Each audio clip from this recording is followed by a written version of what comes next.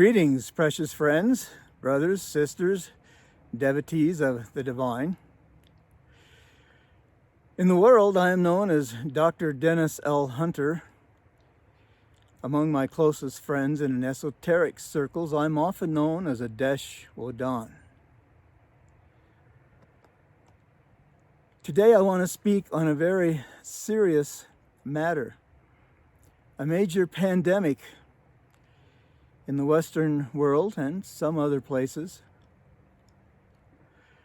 It's killing millions of people, dying before their time.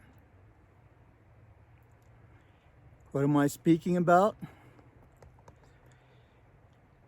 This is to be the absolute truth on obesity and dieting. The absolute truth on obesity and dieting. Now, what I'm going to say, you should not interpret as medical advice, because although I was granted a doctorate in psychology and a master's in guidance and counseling and such, I am not a physician. I am what you might call, or have been, a talk therapist, and I am licensed in that profession. This is to be considered as educational information. And yes, I am doing, somewhat of a disclaimer. But more than a disclaimer, I want it to be clear, because this is a very serious subject. You should not consider this to be medical advice. You should not avoid the recommendations that you make with your personal medical practitioners. But you should listen carefully. Depending on which statistic you look at, somewhere between 45 and 65% of the American population is obese. This leads to a lot of suffering and premature death, the least of which is not heart attacks, diabetes, and a host of other maladies. To be sure, there's really only one reason that people are obese or overweight. What constitutes being obese or overweight, I like to think, is up to the individual. There have been cultures where a very rotund individual is considered to be healthy and was admired, seen as great prosperity. There's other cultures in which if you're not skinny as a rail, well, it's obvious that you're gluttonous. Now, overeating is a disorder. If you eat too much, if you can't control your eating, it is an addiction. It is perhaps the most difficult addiction that a person can have. Addictions come in many forms, but an eating disorder, so-called, is perhaps the most difficult, because you can stop maybe some substances that you don't need, but when it comes to eating, you have to eat something, and it just keeps going and going. It is a progressive dis-ease. By dis-ease, I mean it's something that brings you to a dis-ease. The older you get, the longer you go, the stronger the cravings, and the momentum is that momentum to keep eating more and more.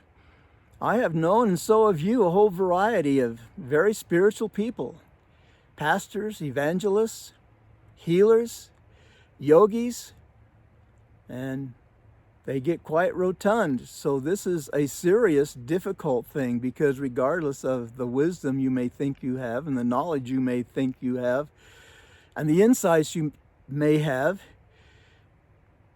people tend to get fat and stay that way. Now, why is this? Why do we do it? Well, there's probably as many reasons as there are people. It's my metabolism. It's my cultural heritage. We eat rich foods. It's my family around me. They eat and eat all the time, and I'm under such stress, and it feels good when I eat extra stuff because it makes me feel better. It's a comfort food. Now, of course, I'm not talking about someone going through a little depression or someone going through perhaps some grief and overeating for a time. I'm not talking about losing 5 or 10 pounds to get into better shape. I'm talking about being overweight and obese. There are probably as many diets out there as there are dietitians and nutritionists. There's dozens of them, all kinds of thoughts and ideas on the way it should be. But let me tell you what an addict once told me when I was working in an emergency room and inside a hospital in Tucson, Arizona. I will call this individual John Henry. John Henry was chronic. He would sometimes end up in the emergency room, brought in. Sometimes he didn't know how he got there. He was a serious alcoholic, and he knew it. And we would help him, try to get him detox and have him go along his way, and he might do okay for a while, but he would often come back. And a bit of wisdom that this soul gave to me as a young drug and alcohol counselor was, he said, the reason that I'm a drunk is because I drink too much. Now, that's an interesting idea.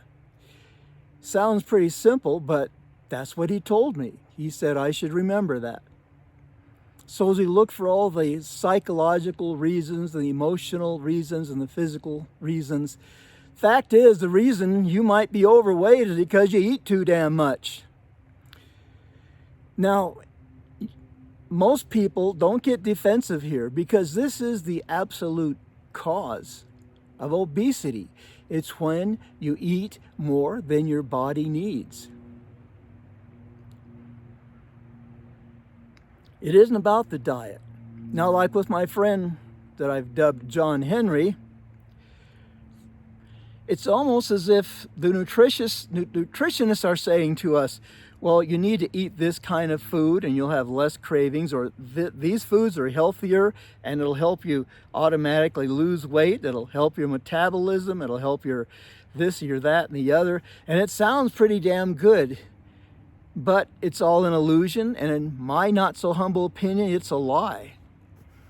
It's like telling John Henry that, John Henry, the reason you're back here in the hospital drunk again is because you don't have the right alcohol. You need to drink more Jack Daniels, or maybe beer is what you need. Or you know what, if you drank wine, not only would it be cheaper, but maybe you'd end up with some more sophisticated folks.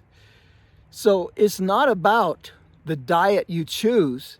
It's about not eating too much. It's about stopping and not starting again. Now, the problem we have as overeaters is that, you see, John Henry could ostensibly just stop drinking and not drink anymore. And a lot of people that have had alcohol and drug issues, they do that. They put down their drug of choice and they move on and do other things, and God bless them. It's a hard thing to accomplish, but yet there are very many success stories. So what am I talking about here in terms of eating? I'm telling you that going from diet to diet to diet to diet is not your problem. Your problem is you eat too much and you are compulsive and you are out of control. Now, if that doesn't pertain to you, then you can just listen to this out of curiosity, or maybe because you don't have anything better to do. But if you are a hardcore overeater, if you are 30, 40, 50 pounds overweight or whatever, and that seems to be a lifetime issue you struggle with, there's only one solution, and that is to stop eating. Now, usually there's a precipitating event when one goes on a diet. It's usually they just gain some weight, some clothes don't fit, You might see yourself in a mirror at the wrong time, or you try to get in that special yoga postures you just loved, and my God, you can hardly breathe because your gut is pushed up too far into your lungs. And yes, I suffer from this malady. So you're not talking to some skinny athlete who's got a lot of ideas about diet. You're talking to a fellow traveler. For I have typically been 20 to 30, 35 pounds overweight on and off all my life.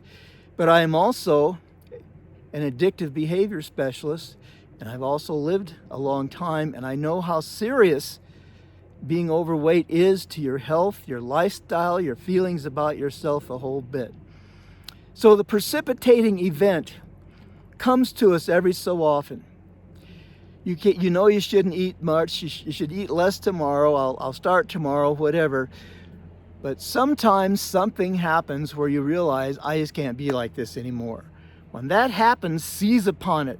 That is your moment.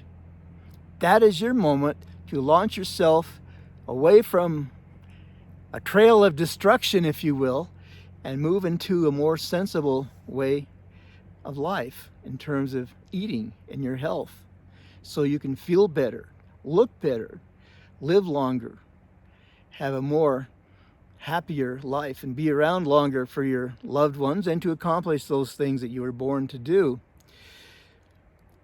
But the diet doesn't make any difference, the diet. I know that's controversial, and people be scrambling, no, you have to do it this way, and this isn't good for you, and you know what, it's all about the gut. No, it's about eating too much. Don't get defensive. Listen carefully, clearly to what I'm saying. There's all kinds of diets out there, all kinds of tools, but the problem is not picking the right diet. The problem is not eating too much. Now, you can't not do something as hard, because if I sit here and say, I'm not going to do this, not going to do this, you're always thinking about it. So the best plan is to decide what you are going to eat. And usually step one is you want to lose a few pounds, because if you lose a few pounds, then you have the motivation and the positive reinforcement to stay with whatever regimen you pick. Now, whether you're an Atkins person, or whether you're a vegetarian, or whether you count calories, or whatever you do, I don't really care, and it makes absolutely no difference, but it must be simple. You must know exactly what you're going to eat, and pretty much when you're going to eat it. When you do that, two things happen. You can't easily get yourself into a state where you rationalize out of the fact that you're breaking your diet. And you need to remind yourself that you're killing yourself, that you're making yourself unhealthy, that you're making things harder on your friends and your family because you can't do what you might want to do for them. So keep your diet simple.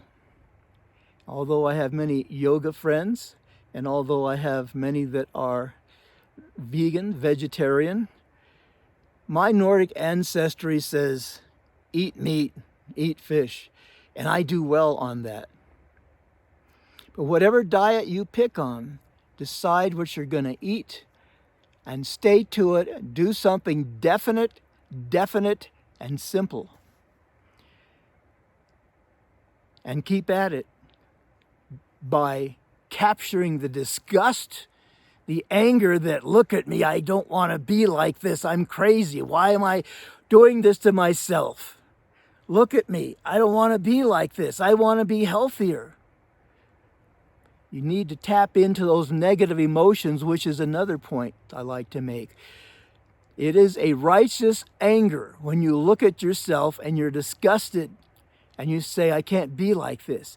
If you want to sit there and tell yourself, oh, I have a wonderful body and everything's fine and I love my body and it's so special, that's fine, but it's not going to give you much motivation to say no to that ice cream or that donut or that pizza or that extra helping of whatever.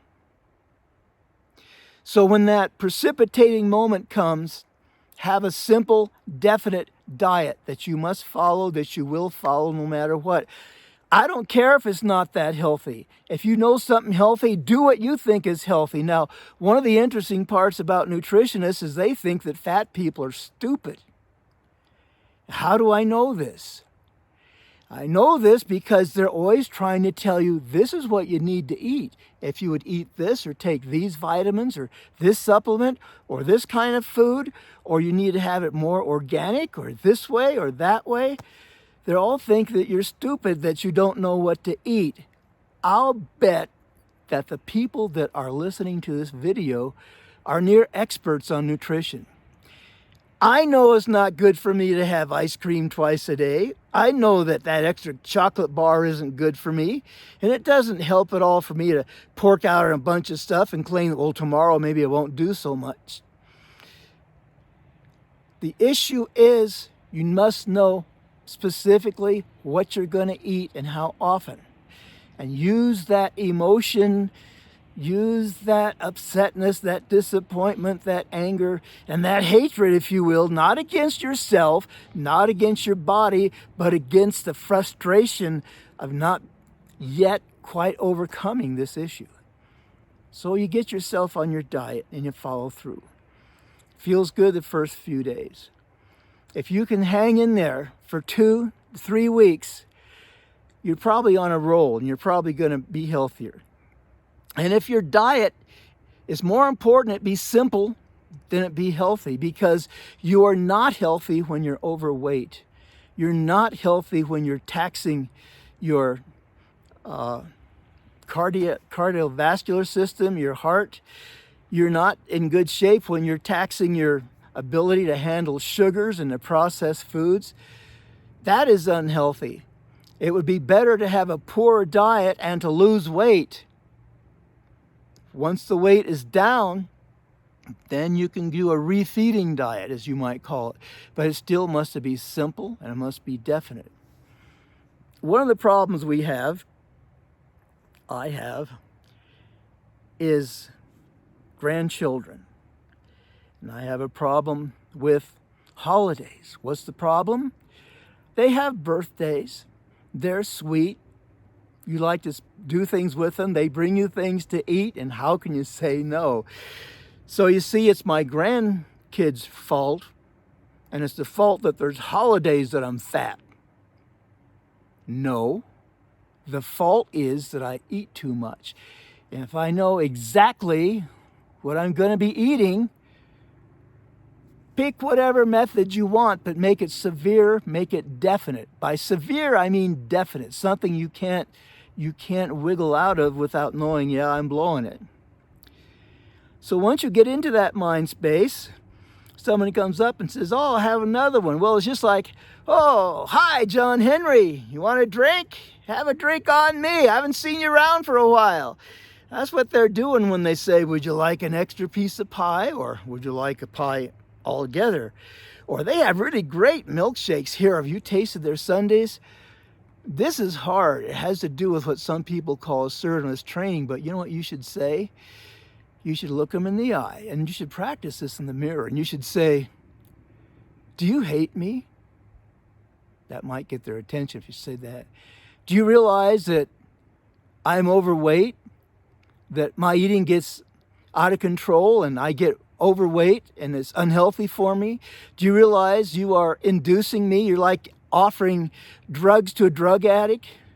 And I know you don't mean it. You're just trying to be friendly, but this is serious to me. So what I would like you to do is not offer me extra stuff. In fact, I would like it better if you would kind of not help me, because it's my responsibility. But if you can't help me stay on the diet, at least don't try to entice me or seduce me into doing things that just don't work for me. This has been pretty quick, but it is a serious topic. And of course, there's all kinds of metabolism reasons, and there's genetic reasons, and there's cultural reasons. But understanding all of that, and understanding how your gut works, and understanding all the different kinds of nutrition, what's best, is not going to help you with your problem with food addiction. The only thing that's going to help, because the absolute truth is the only real reason you are fat is because you eat too much. That's why you need to have a definite diet and keep it simple so you don't wander, so you don't find yourself eating haphazardly, and so you don't get back into it. Just as there is a momentum to eating through the holidays, you get eating more, you try this, you try that, that's good, and you do more and more.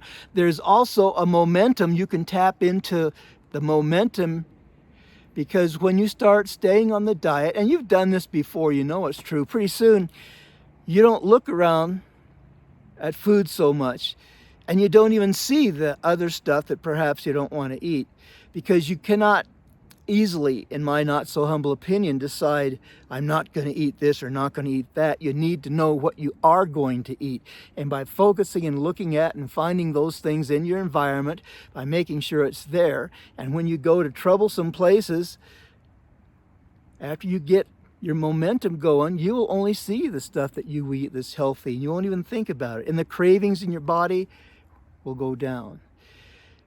Now, there's much, much more which could be said on this topic, this subject. And as the sun goes down and starts to cast shadows upon my face, I just like to say that